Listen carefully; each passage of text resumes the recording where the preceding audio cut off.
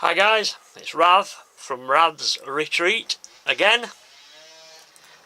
We're just taking a look at a few bowls I've dug out. Rough turn bowls for you to take a look at. I know if you guys are anything like me, I love looking at other people's work and wood, you know, what woods they're turning. So I thought I'd make a few more videos. Show you some of the rough turn bowls I got floating around the shack and around the garden and whatnot. I've got a covered part at the back of my shed / workshop that I air dry bowls on. Right, we'll start off with this one.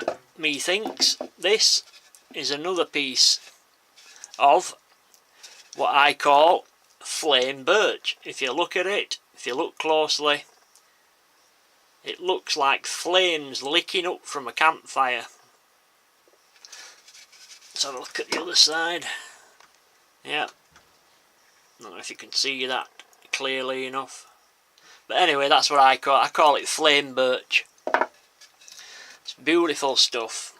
This bowl, well, the wood for this bowl actually came from a tree that was growing outside my brother's house that had to be felled to make way for some new houses that were being built.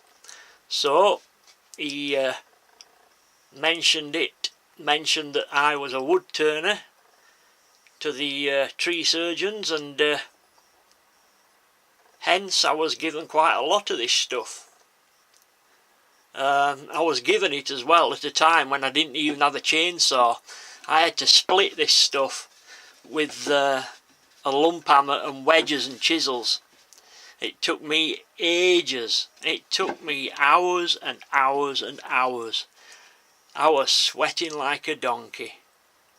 But I eventually got it all split into bowl-sized blanks, you might say.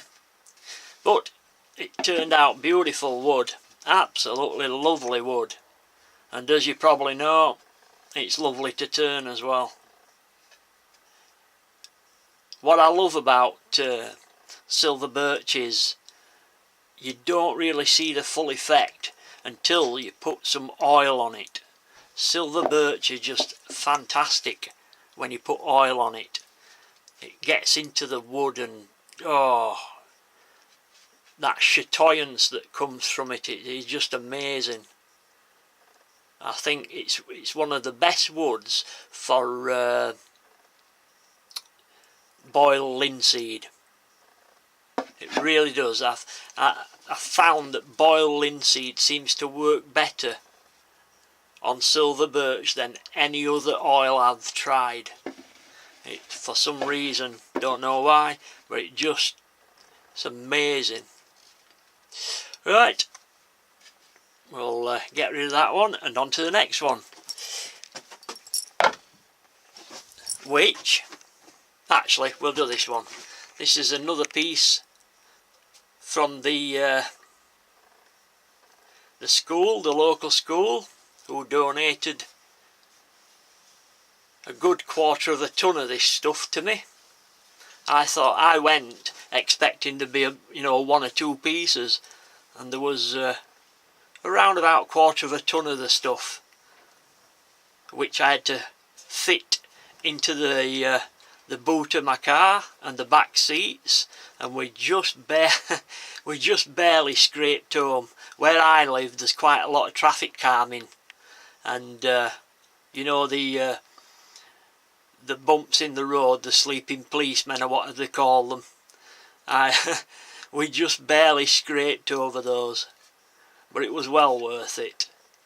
I've still got a few blanks left to be turned, but most of it has been rough turned now. Beautiful wood, fantastic stuff. Right, next up, some more flame birch, silver birch again, a bit bigger bowl. This is going to be about 11-12 inch easy. Again, we've got a small split on it there, but it's no problem. That'll fill in. and you'll be hard pressed to see that. Again, I'll show you why I call it flame birch. If you can see that, it looks like flames wicking up from a campfire.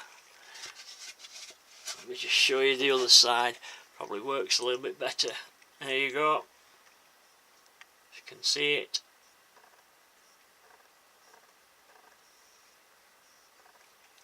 Beautiful timber to turn. If any of you guys who are watching have never turned silver birch before, get yourself some turned. It's beautiful.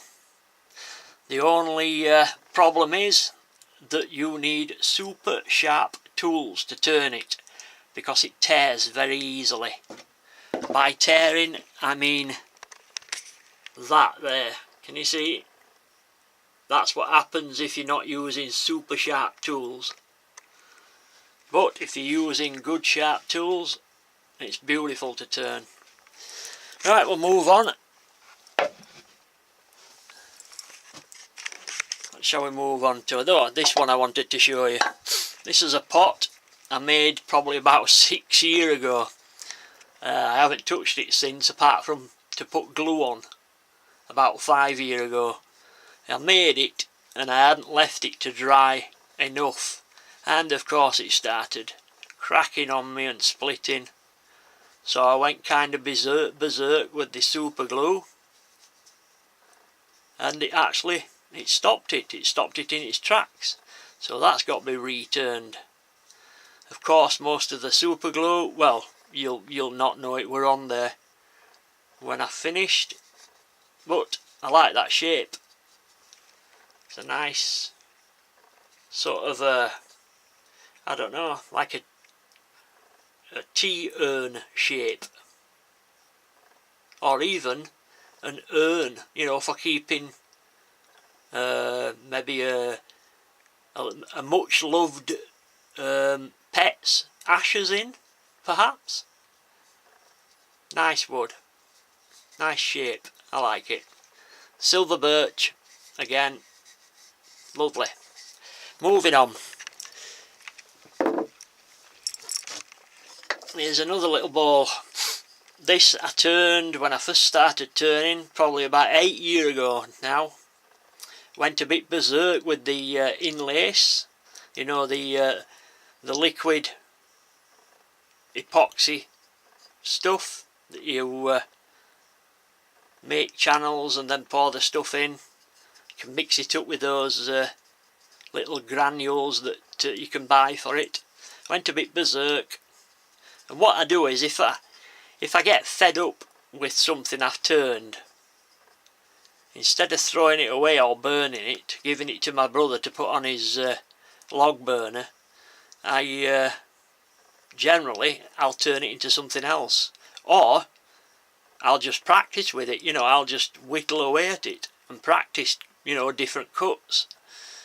So that'll either turn into a different pot, a different whatever, different piece, or I shall just practice cuts on it and try never to throw away wood. You know, I've got to be really, really, really desperate to have to give my brother wood to put on his wood burner. Even if a piece is lousy, you know, I do try and get some use out of it, even if it's only to practice cuts with. Right, moving on. What's up next? Another ash bowl from the same place as the other previous ones. When I got the wood from the local woods from a farmer, the guy actually offered to deliver it on his tractor. I turned him down. I didn't think that was really fair. He was letting me have the wood for free. So what I actually ended up doing was bunging him 20 quid for his trouble, you know, for letting me take the wood. He got a few drinks out of it, and I got a load of ash to turn. I got about, well, I wouldn't like to say, probably about 600 weight of the stuff. About £600 in weight of the stuff. Got quite a lot for 20 quid, for 20 UK pounds. It was well worth it. But I was hoping there'd be some olive ash in there, but unfortunately I was not lucky this time. That's about 7.5, 8 inches across. Next up, wow, this is another one that I caught.